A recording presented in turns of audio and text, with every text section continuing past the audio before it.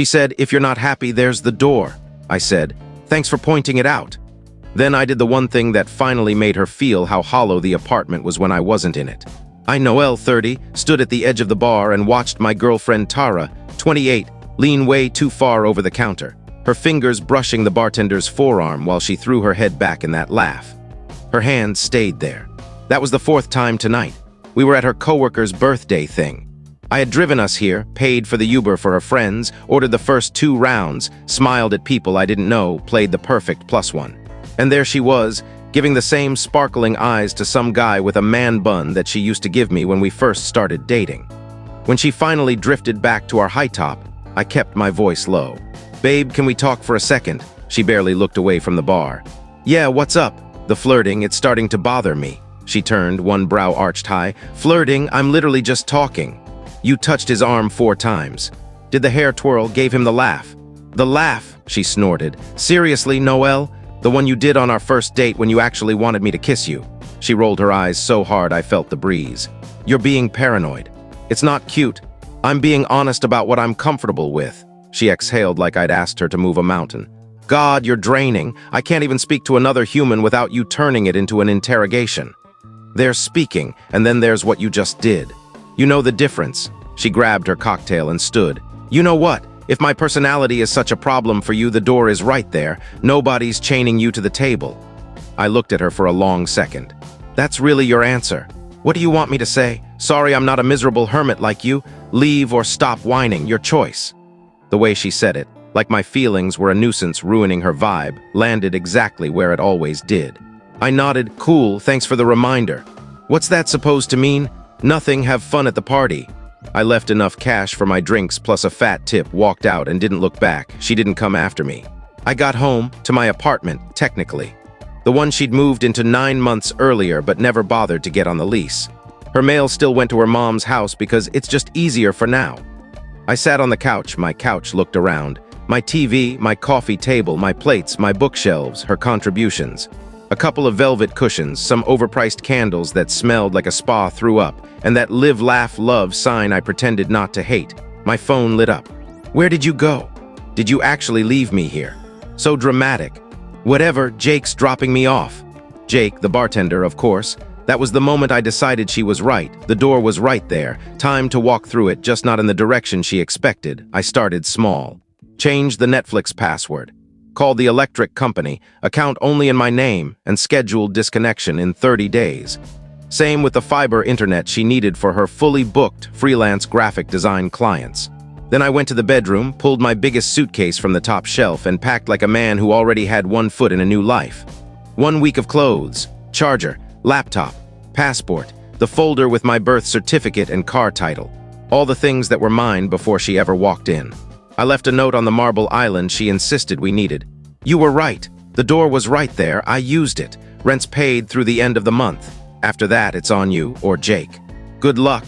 "Noelle." I booked a hotel with the corporate card. Turns out when you accept a promotion and relocation package but stay in the same city to keep your girlfriend happy, they let you keep the budget. Turned my phone off. Slept like the dead. Update 1, 3 days later I powered the phone back on Monday morning. 81 missed calls, 172 texts, 31 voicemails. The stages were textbook. Saturday night.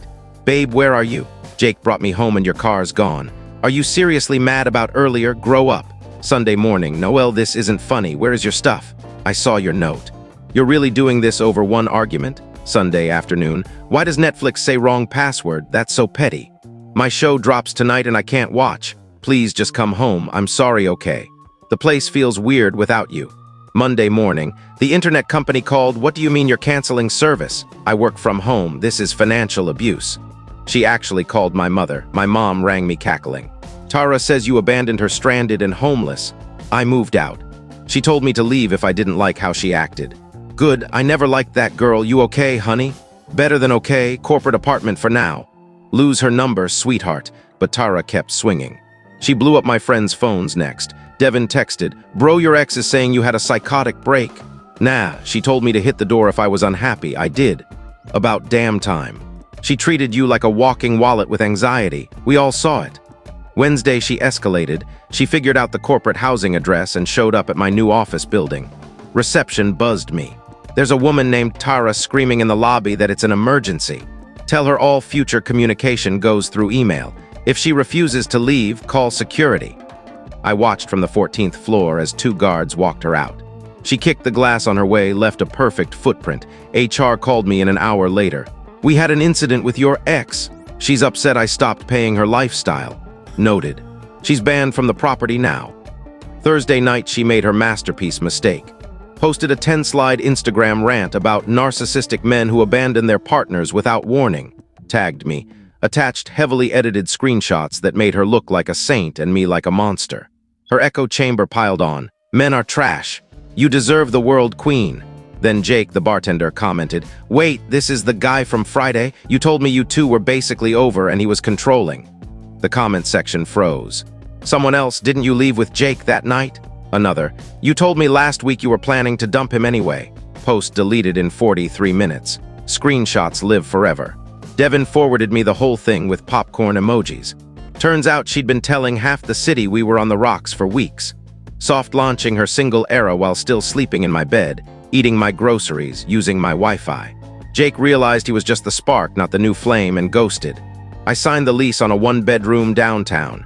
No scented candles, no passive-aggressive daycare, just quiet. Update 2 weeks later, week 1, love bombing. Showed up at the corporate gates with roses and a cardboard sign. Security sent her away. Left the roses at the front desk with a note, "I choose us." They went straight into the trash. Week 2, panic, bills were due, email from Tara. "Electric is getting shut off in 8 days. This is your apartment?"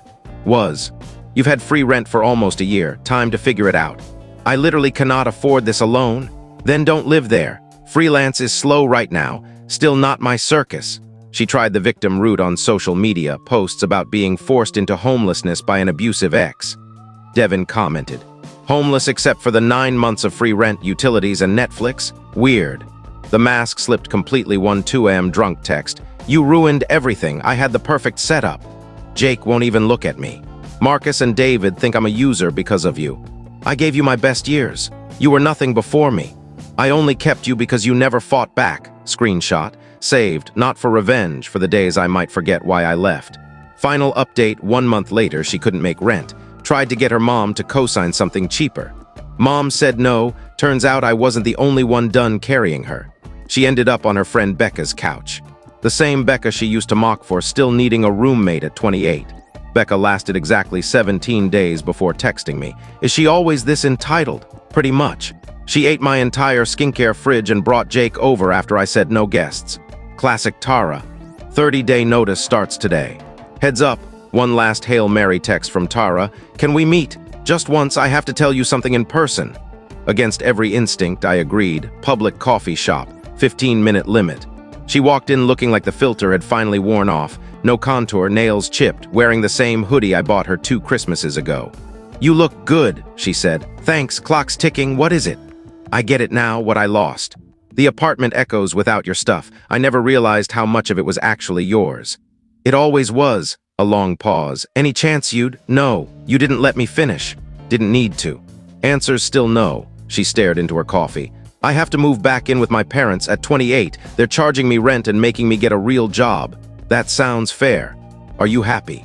Like actually happy without me?" I thought about my new place. The quiet mornings. The promotion I could finally accept without her whining about my hours. The girl I'd been on 3 dates with who laughed at my jokes and never once rolled her eyes. "Yeah," I said, "I really am." She left without finishing her drink. Last I heard, she's working retail at the mall, living in her childhood bedroom, no more booked and busy IG stories. Just reality, me. New apartment, new raise, new girlfriend who actually likes me, new furniture I picked myself. She was right about one thing, the door was right there. She just never thought I'd use it and never look back. Turns out when you dare someone to leave if they're unhappy, sometimes they do. And sometimes they discover the other side is peaceful, bright, and entirely theirs. The apartment felt empty without me? Good. It was supposed to.